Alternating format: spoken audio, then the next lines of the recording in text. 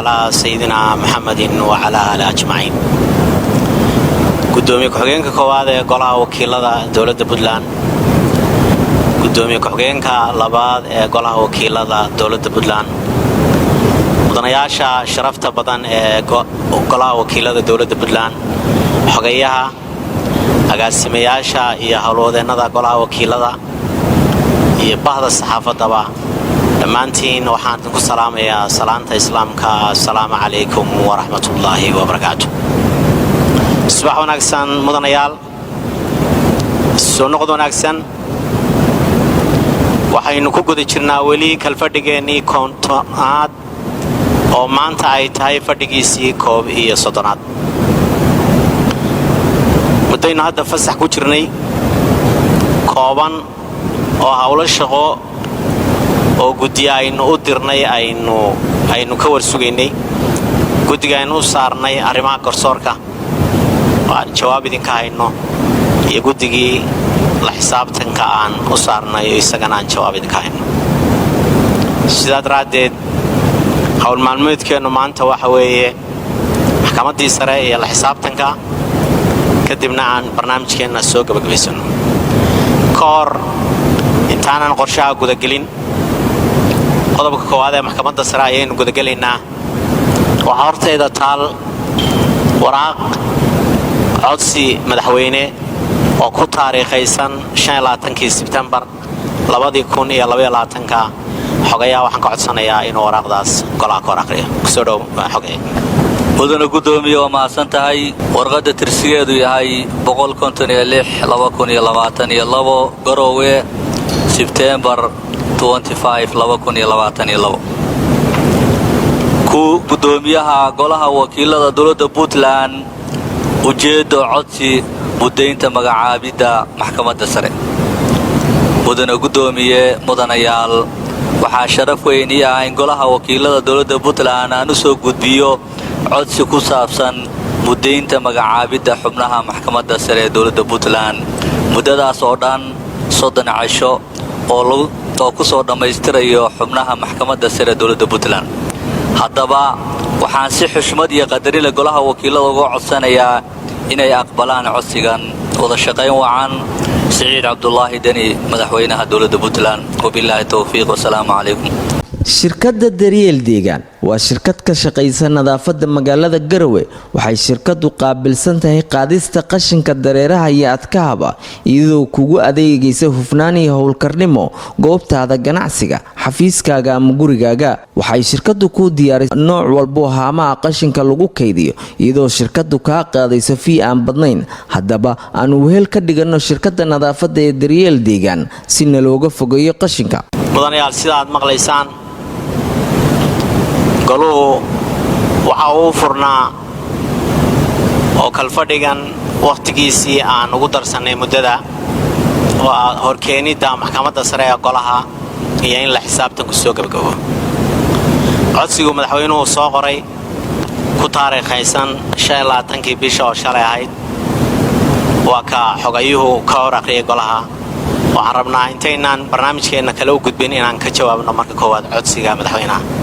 mudanayaal, yaa ogol codsiga madaxweynaha in aan u tixgelinno?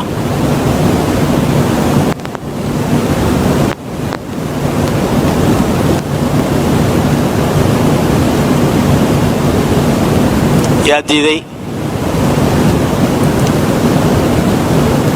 yaa ka aamusay? mudanayaal, codayntii waraaqdii codsiga madaxweynuhu soo qoray ka jawaabitaankeedii wuxuu dhacay sida tan. ogol waa 42, diidma waa 6, aamus waa 8 mudane. sidaa daraaddeed sidaas ayay ansax ku tahay codsiga madaxweynaha inaynu ugu darno muddadaas 30 beri ah oo soo codsaday inuu maxkamaddii sare lagu soo dhiso. mudanayaal, kalfadhigan waa kalfadhi xasaasi ah. waad ogeedeen shaqadii aynu soo qabannay. taxadir badan baan shaqooyinka ka muujinaynay. waxaan codsanaynaa weligeedbana codsi madaxweynuhu uu soo qori jiray waa laga jawaabi jiray. codsiga madaxweynaha iyo shaqada golaha u taalla ayna la isku darin. waxaan u gudbaynaa mudanayaal qodobkii la xisaabtanka aan isagan xog idinka hayno.